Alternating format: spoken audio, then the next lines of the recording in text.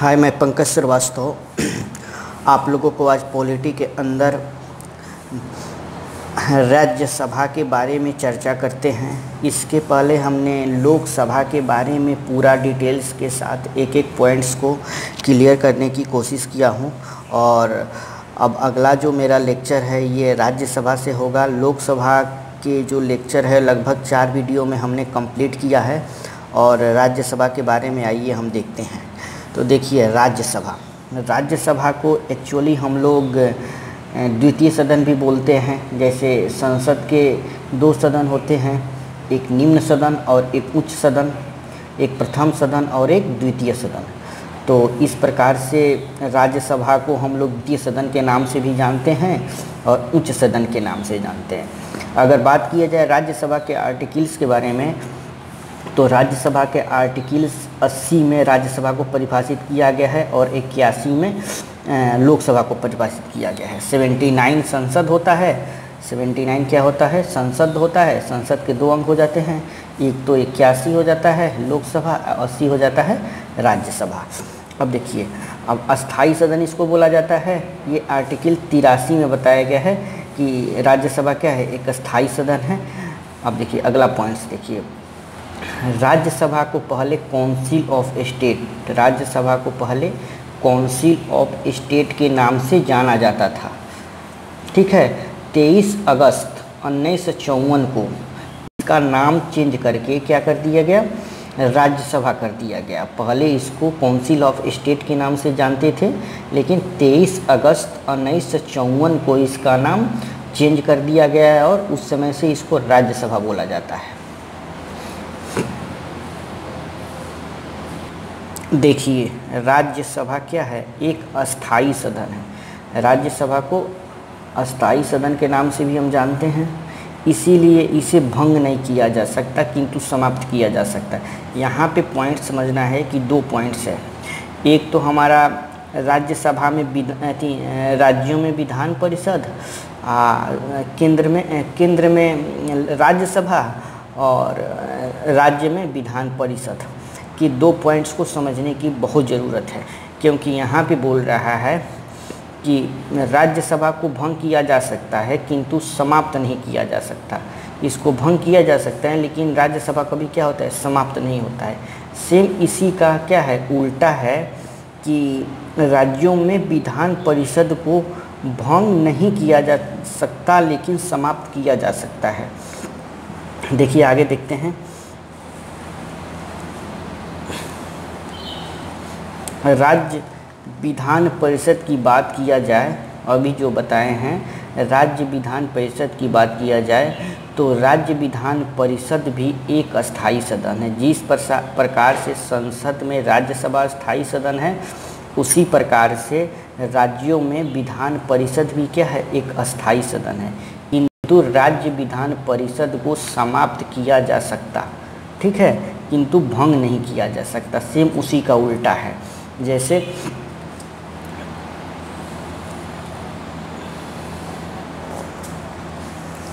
जैसे हमने अभी बताया है कि केंद्र में जो राज्यसभा है उसको क्या किया जा सकता है? भंग किया जा सकता है लेकिन समाप्त नहीं किया जा सकता। इस पॉइंट को याद रखना है। लेकिन राज्यों की बात किया जाए तो राज्यों में क्या होता है? विधान परिषद होता है जो अस्थाई सदन होता है।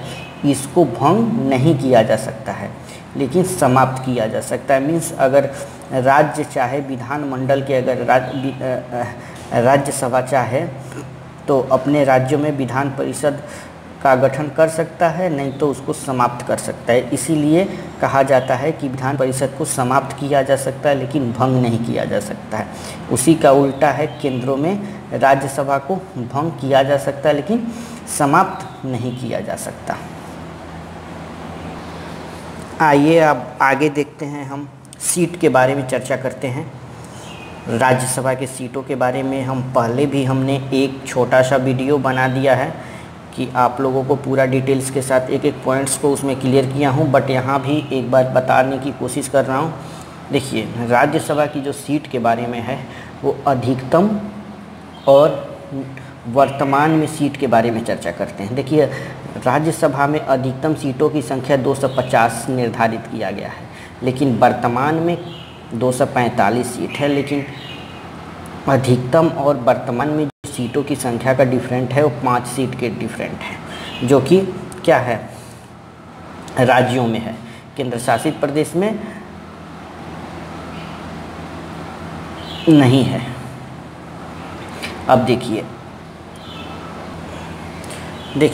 मनोनीत सदस्यों की संख्या कितना है राज्यसभा में, 12 सदस्य हैं। जैसे लोकसभा में मनोनीत सदस्य कितने राष्ट्रपति के द्वारा किए जाते थे, 2 सदस्य, उसी प्रकार राज्यसभा में मनोनीत सदस्यों की संख्या कितना है, 12 है।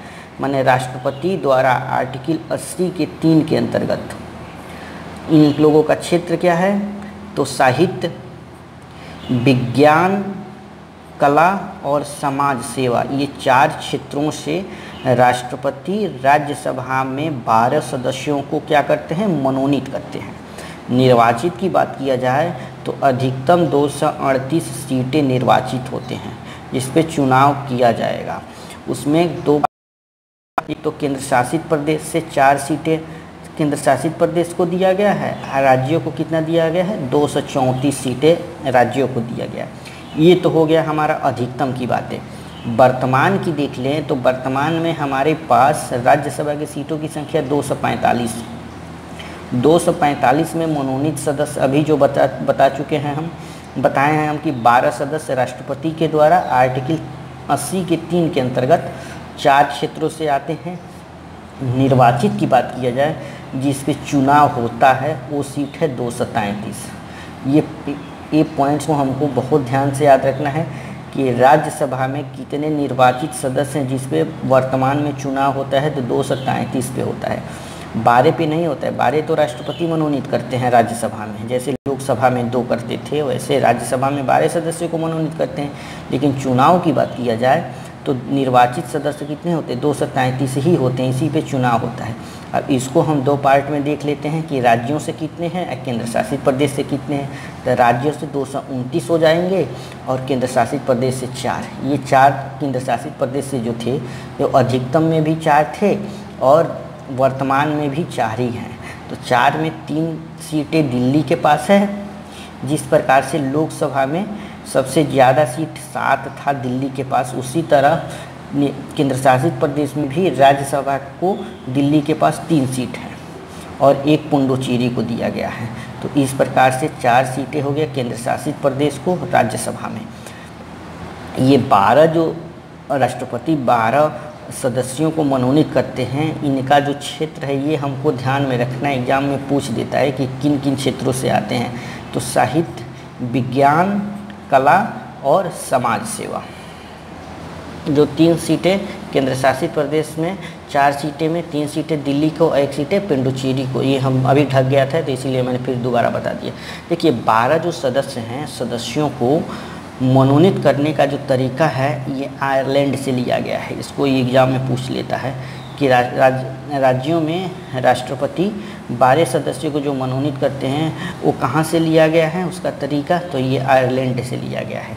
देखिए चुनाव, राज्यसभा के सदस्यों का जो चुनाव होता है अप्रत्यक्ष होता है, इनडायरेक्ट होता है। जैसे डायरेक्ट लोकसभा का होता था वैसे राज्यसभा का जो चुनाव की प्रक्रिया है वो इनडायरेक्ट होता है, क्योंकि इसमें हम लोग राज्यसभा के सदस्यों को नहीं चुनते हैं, इनडायरेक्ट चुनते हैं, इनडायरेक्ट तरीक़ों से होता है। तो ये हमारा हो गया सीट के बारे में। अब आइए देखते हैं कि निर्वाचन के बारे में।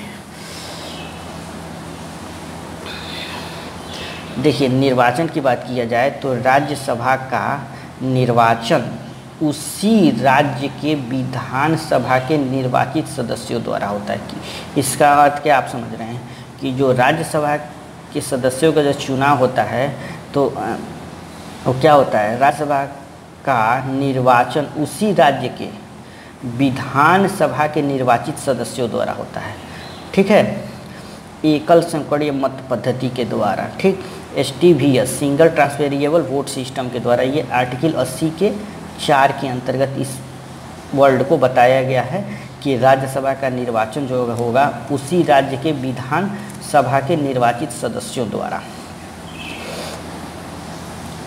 संभव होता है।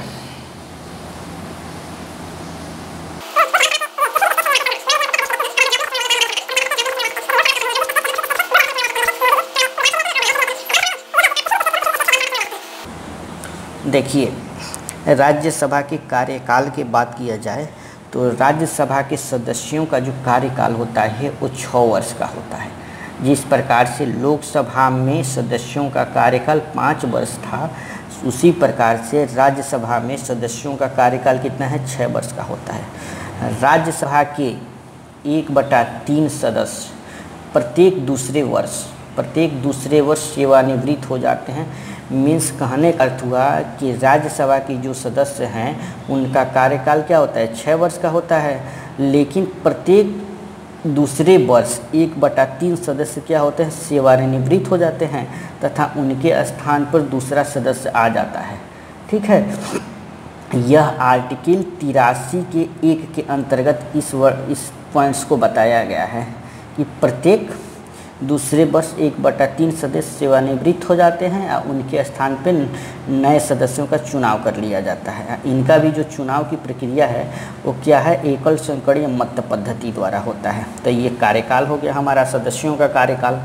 ठीक है, अब एज के बारे में देखते हैं।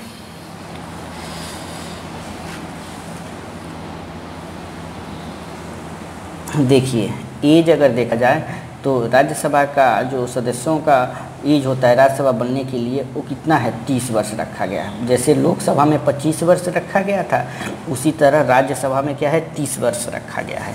अब देखिए, एक पॉइंट्स है, अगर सदस्यों के लिए देखें तो एज की बात किया जा रहा है ना, तो एज के लिए देखिए केंद्रों में क्या होता है, संसद होता है और संसद के कितने अंग होते हैं, 2 अंग होते हैं। एक तो होता है लोकसभा लोअर हाउस, एक होता है राज्यसभा अपर हाउस। सेम इसी प्रकार से केंद्र में संसद, सेम उसी प्रकार से राज्यों में क्या होता है, विधानमंडल होता है। तो विधानमंडल के भी 2 अंग हो जाएंगे, एक तो विधानसभा लेजिस्लेटिव काउंसिल, एक विधानसभा लेजिस्लेटिव असेंबली, एक विधान परिषद लेजिस्लेटिव काउंसिल। अब इनकी एज की बात किया जाए तो देखिए, संसद के जो लोकसभा बनने के लिए 25 वर्ष है, उसी तरह राज्यों में 30 वर्ष है, अभी हम बताए हैं। जो प्रक्रिया संसद में लोकसभा का होता है वही विधानमंडल में विधानसभा का होता है। तो इन लोगों का भी एज क्या है, सेम उसी प्रकार के है।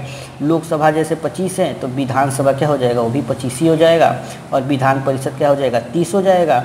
जैसे राज्यसभा 30 है तो विधान परिषद भी 30 हो जाएगा। तो यह एक पॉइंट्स है, इसको आप एक बार समझ लीजिएगा तो फिर दोबारा इसमें कन्फ्यूज नहीं होगा कि किसका एज 30 वर्ष है या किसका एज 25 वर्ष है। तो ये पॉइंट्स को हमने क्लियर कर दिया। आगे देखते हैं, राज्यसभा में राज्यों का प्रतिनिधित्व उनकी पॉपुलेशन के रेशियो में दिया जाता है। जो जनसंख्या का प्रतिनिधित्व है उनकी पॉपुलेशन के रेशियो में दिया जाता है। ये ईयर जो है 2003 में जनप्रतिनिधित्व अधिनियम 1951 के तहत। देखिए, अब सीट के बारे में एक बार हम देख लेते हैं।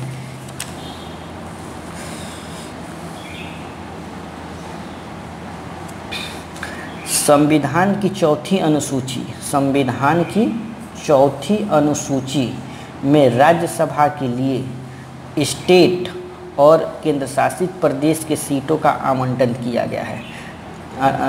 जो संविधान की चौथी अनुसूची है उसमें राज्यसभा के राज्य और केंद्र शासित प्रदेश के सीटों के बारे में क्या किया है, सीट बांटा गया है कि कितना किसके पास सीट रहेगा, उसका सीट का आवंटन किया गया है। अब देख लेते हैं एक बार सीट के बारे में कि किसके पास कितना सीट है वर्तमान में। तो देखिए, राज्यसभा का सीट, देखिए उत्तर प्रदेश सबसे बड़ा है, तो उत्तर प्रदेश के पास क्या है, 31 सीटें राज्यसभा का है। दूसरे स्थान पे महाराष्ट्र है जिसके पास 19 सीटें हैं। उसके बाद तमिलनाडु है जिसके पास 18 सीटें हैं, और बिहार और पश्चिम बंगाल इन दोनों के पास 16 सीटें हैं। उसके बाद कर्नाटक आ जाता है, कर्नाटक के पास कितना सीटें हैं, 12 सीट हैं।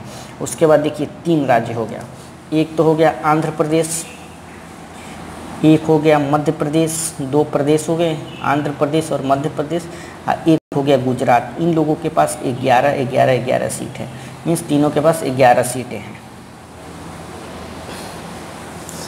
उड़ीसा और राजस्थान के पास कितनी सीटें हैं, 10 सीटें हैं।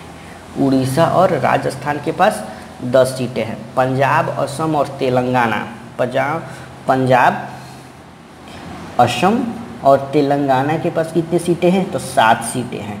अब देखिए नोट में 8 स्टेट प्लस 1 केंद्र शासित प्रदेश में टोटल 9 स्टेट में 1-1 सीटें हैं। ठीक है, केंद्र शासित प्रदेश में 1 सीट किसके पास है, तो पुडुचेरी के पास है। लेकिन 8 ऐसे स्टेट हैं जिनके पास 1-1 सीटें हैं। छत्तीसगढ़ और हरियाणा के पास 5 सीटें हैं। मीन छत्तीसगढ़ के पास भी 5 सीटें हैं और हरियाणा के पास भी 5 सीटें हैं। आइए अब देखते हैं आर्टिकल 312 क्या कहता है। बहुत ज़्यादा एग्जाम में पूछे जाते हैं कि आर्टिकल 312 के बारे में। ये बहुत इंपॉर्टेंट आर्टिकल है, इसको एक बार समझ लेते हैं। 312 आर्टिकल्स देखिए, राज्यसभा को राज्यों में उपस्थित मतदान देने वाले सदस्यों के कम से कम 2/3 सदस्यों के बहुमत से, माने पूर्ण बहुमत से अखिल भारतीय सेवाओं का सृजन किया जाता है। अब अखिल भारतीय सेवाओं में कौन कौन से आ जाते हैं, पूछ देता कि अखिल भारतीय सेवाओं में कौन कौन से आ जाते हैं। एक ऑप्शन आईएएस का रहेगा या पीसीएस का या आईएफएस का, और 2-3 ऑप्शन कुछ और दे देगा। तो यहाँ पे इंसान कंफ्यूज हो जाता है कि अखिल भारतीय सेवाओं का में कौन कौन से व्यक्ति आते हैं। तो देखिए, अखिल भारतीय सेवाओं का जो सृजन होता है उसमें आईएएस भारतीय प्रशासनिक सेवाएं, आईपीएस, ठीक है, भारतीय पुलिस सेवा, आईएफएस भारतीय वन सेवा, ये 3 पद आ जाते हैं। उसके बाद आर्टिकल देख लेते हैं 101 के 4 और 190 के 4। यह हम पहले भी बता चुके हैं बहुत अच्छे से। इस पे हम राज्य लोकसभा जब हम बताए हैं उसमें इस पॉइंट्स को डिस्कशन किए हैं। देखिए 101 में संसद के अंतर्गत तथा 190 के 4 में विधानमंडल के अंतर्गत, इसमें क्या हो जाता है, हमारा एमपीज हो जाते हैं। एमपीज में कौन हो जाएंगे, एक लोकसभा हो जाएगा, एक राज्यसभा हो जाएगा। इसमें क्या हो जाते हैं, हमारे 2 हो जाते हैं।